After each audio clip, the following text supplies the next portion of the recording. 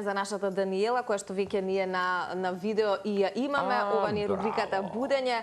Ја поздравуваме Даниела Алексовска. Даниела, добро утро. Добро утро, Даниела. Да, не знам дали те будиме вистински или со оглед на уни континуитет. Како? Да. Така, па малце порано е тоа што станува, мама. Добро, да, но тоа сакав да кажам, веројатно со континуитетот во тренинзите си ранобутник, бидејќи веројатно рано во текот на денот стартуваат веќе обврските. Добро, за бројни спортисти во светот претпоставам дека и за Даниела ќе биде моментот правило негде 5:30-6 часот наутро да се започне со тренинзи. Не знам, Даниела, како е кај тебе?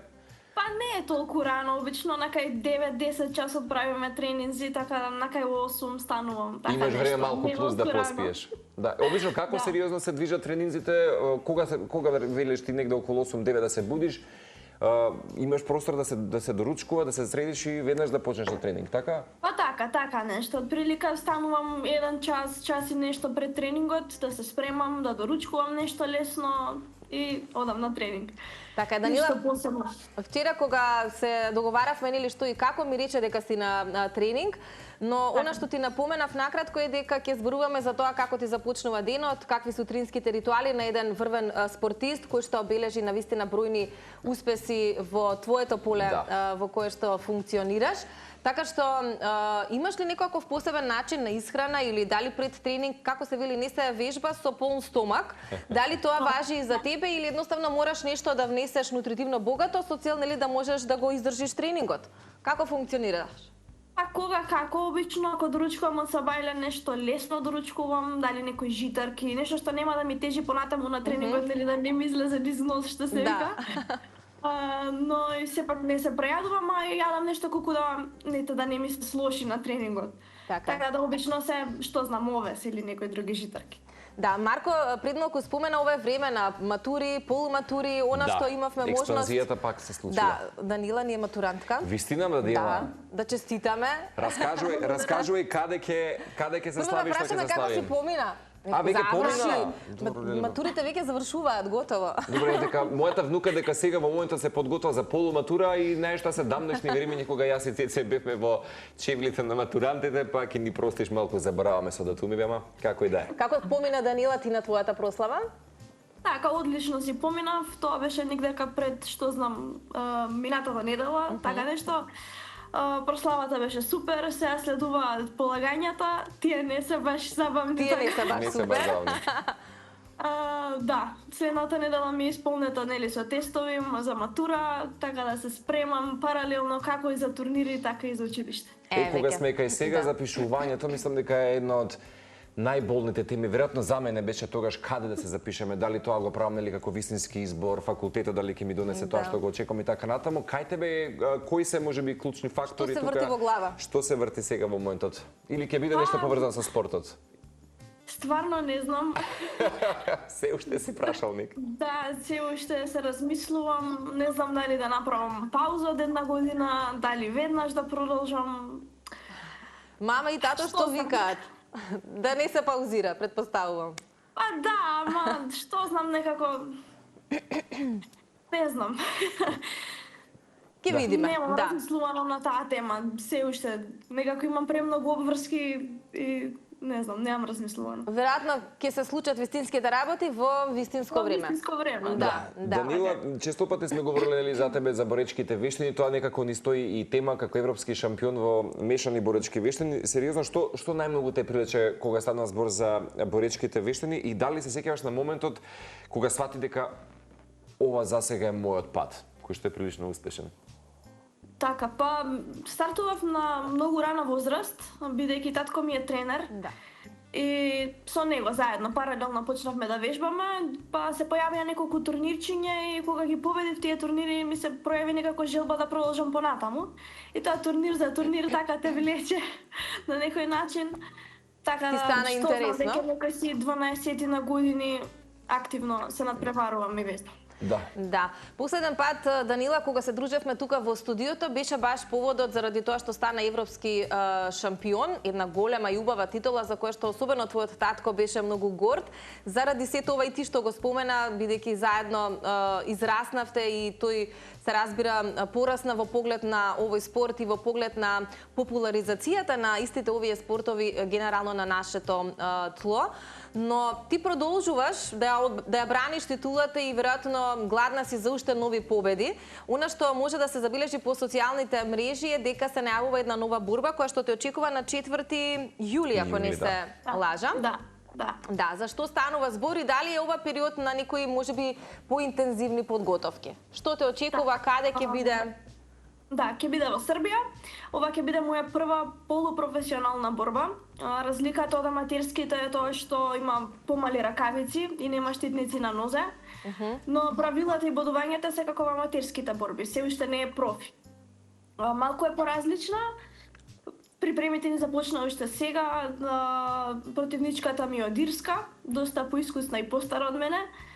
Така да мислам дека ќе биде една многу интересна борба. Тамо нема старосна граница до која возраст или? По посебна категорија. Затоа што велиш по возраст.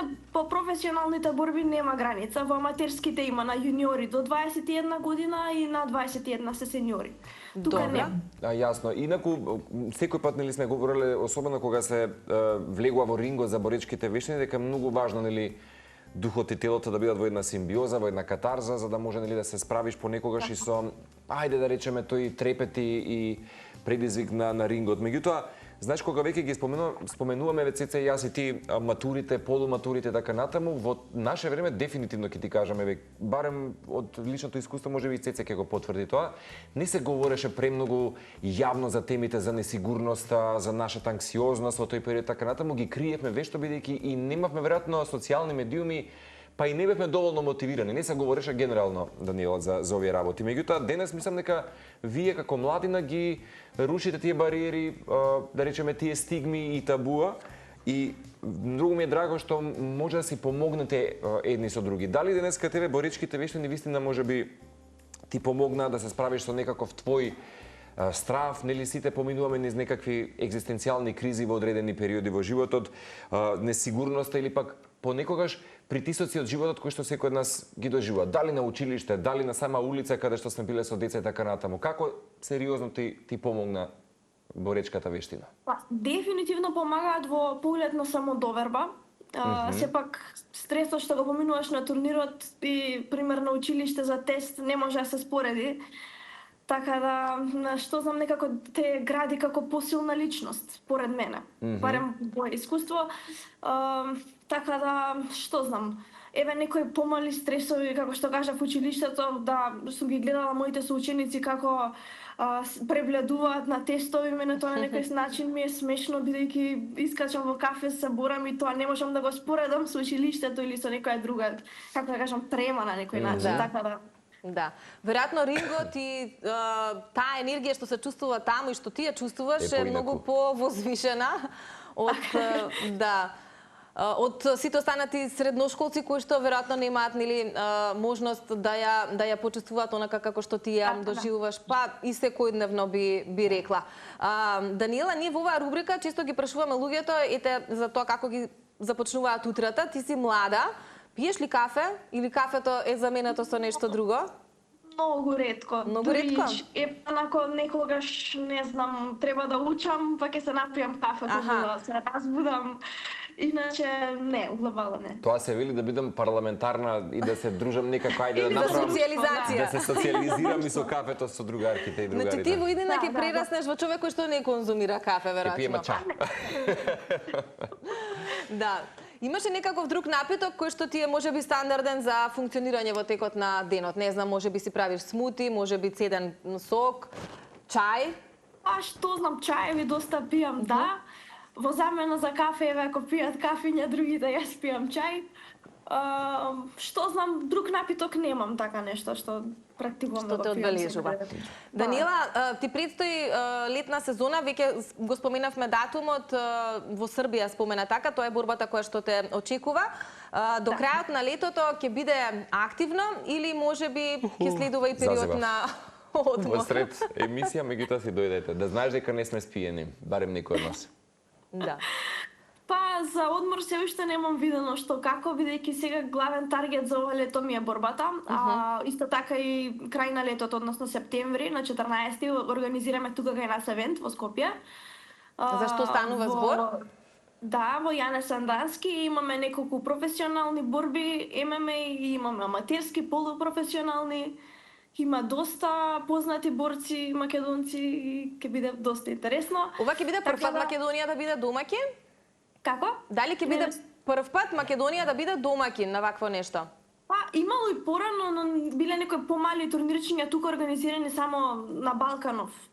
Сега мислам дека ќе биде малку поголем турнир и ќе има доста забавни борби, така да ова лето некако постив повеќе на тренинзи, на подготовки за одмор, не да остави време. Добро, Данила, другарките и друштвото кога те викаат на одмор, не ти е малку криво да им речеш не можам сега ќе тренирам?